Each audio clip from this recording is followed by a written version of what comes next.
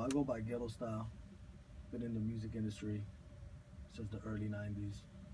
Been doing beat production since the early 90s. I started out DJing in the 5th grade, escalated in that real quickly.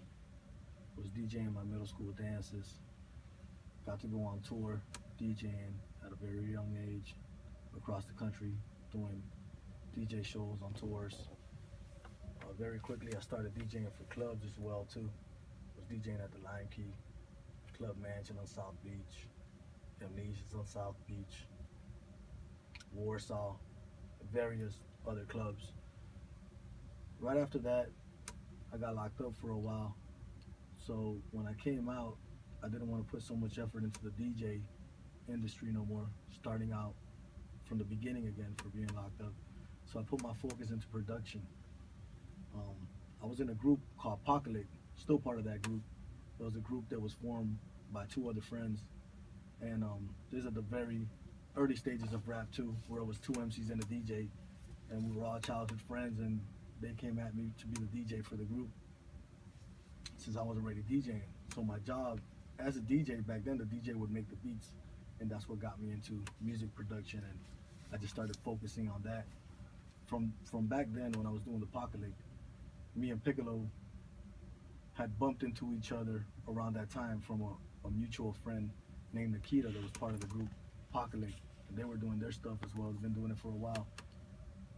And we hadn't seen each other for a long time, and eventually bumped into each other when we were both doing our thing, Apocalypse and Piccolo.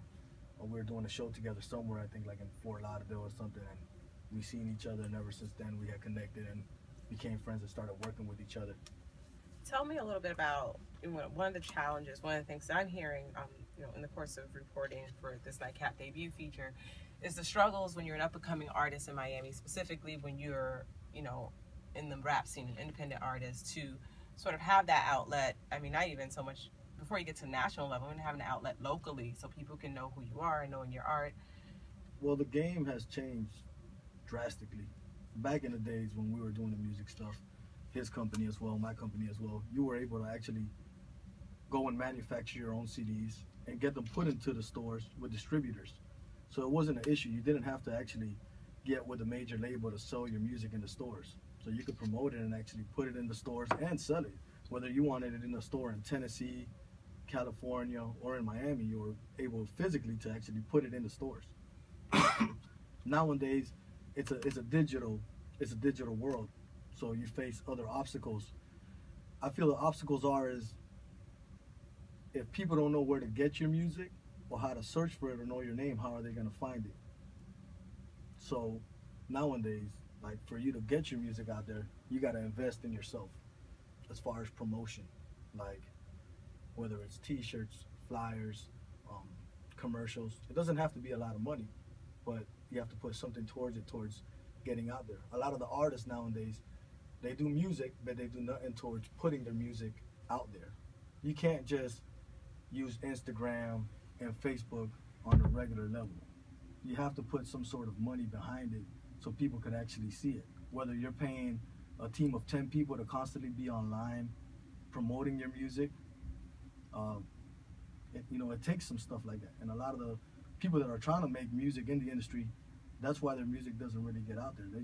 They're not really promoting it as much. They promote it on a local level and even on a minor level of that, because they're not putting the funds behind it to really get it to where it needs to be at. And that's one of the biggest problems for any of the artists trying to come out now. Everybody wants to get a record deal and think that it's like winning the lotto, but it's not. It's a big loan, basically what it is. When you get an advancement, that advance is an advance on a budget that you're gonna pay back at different times depending what you agree upon on a contract. Talk to me a little bit about Nightcap debut and this project that Peter Bailey has started on trying to give an outlet to local artists. And do we need more of that? I definitely think we need more of that. Miami doesn't really have a lot to offer their artists from here. When we had a show called Video Mix, that is still around, but it's not on the level that it was on before. I think, what was it called? Was Comcast around back then? It used to be on Comcast, and local people were actually able to watch the TV show and call in and request the videos that they wanted to play on the TV. And the guy Jesse from Video Mix wouldn't even charge people to put their video on there, so people had more of an opportunity. Then that channel outlet got bought out by MTV and these other, or whoever owns MTV, and that outlet was taken away from Miami. So when Peter Bailey does this nightcap, it's good for Miami artists because they get to get that exposure, but we don't have a lot of that comes around. It would be great to have it. From being in the industry with Piccolo and getting to experience some of those different things that we got to experience, being in board meetings and all that, we've seen that there's not really a lot of love that's shown to Miami artists from the industry out there. If you notice, there's not a lot of Miami artists that are signed. Ever since Luke, you know, back in the days, and some of the other record companies, there hasn't really been nobody that's been consistent down here. You have Po' Boy Music Group. I feel they do a great job. I learned a lot from being around them and seeing what they did, but they've been able to have budgets to put their music out there, or at least give the opportunity to the music for people to make a choice whether they like it or not, that they have a budget.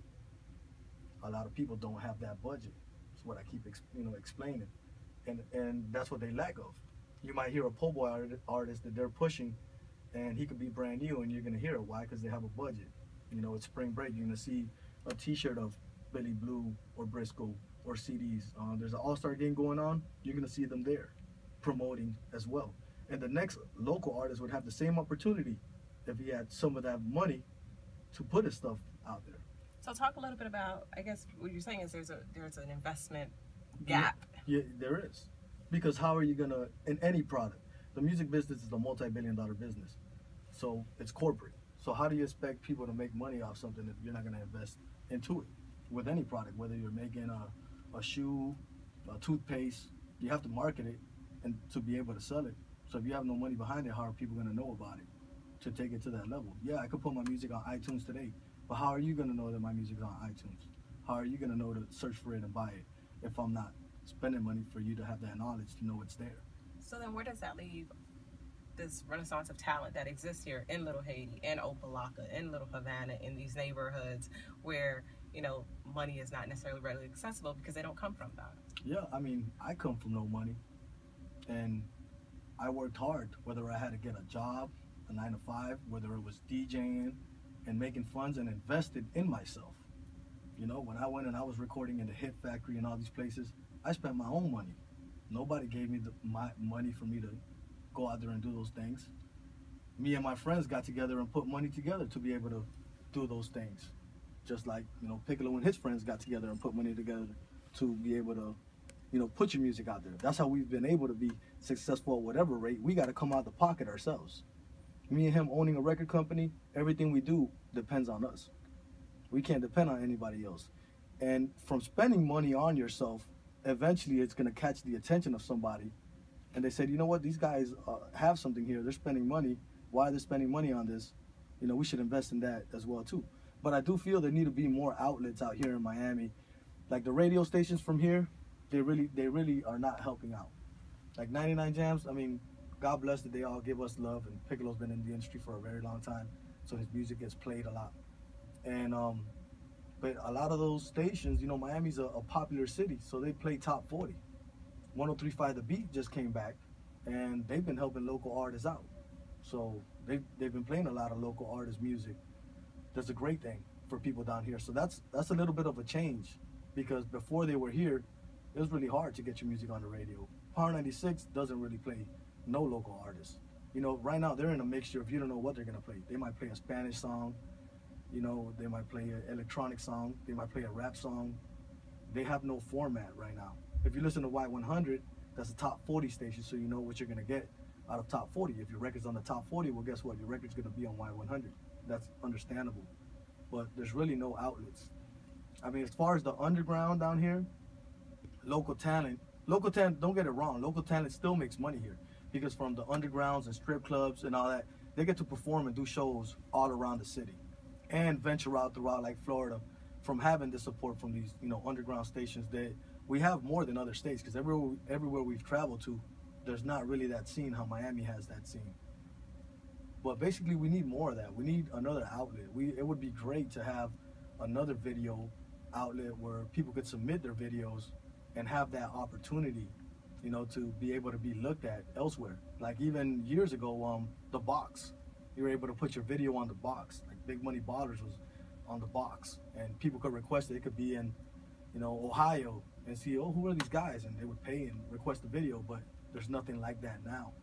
And it would take somebody to, you know, make that available to people, and it would help people out, not just from Miami, but guess what? Somebody who's in Atlanta and wants their stuff played in Miami, wants that audience from here to see it, you know, they would be able to reach that audience. But we really don't have no outlets in the music industry. To me, from my experience and being around it, is not looking towards Miami. Like a lot of maybe it's because of the way of Miami artists handle themselves or our culture down here. I would say we're really like, I guess we've been through a lot in Miami. So a lot of us are real hard. We really don't suit and tie it up. And a lot of people fall suit, whether you're an artist from North Carolina or somewhere else. In those cities, it's nothing like down here. So when they need them to go do this and do that, they'll fall suit easily into whatever needs to happen. But Miami artists down here, we're just on our own thing, and I guess that makes it hard for the music industry, the record labels, to invest into Miami artists, because they're like, you know, these guys don't really pay attention as much. They want to do their own thing, and it's like thug life down here. But the life we live down here is what it is. Tell me a little bit about Loxamillion. You know, your interaction with him, what you know about him as an artist. He was one of the local artists who's trying to come up. As far as what I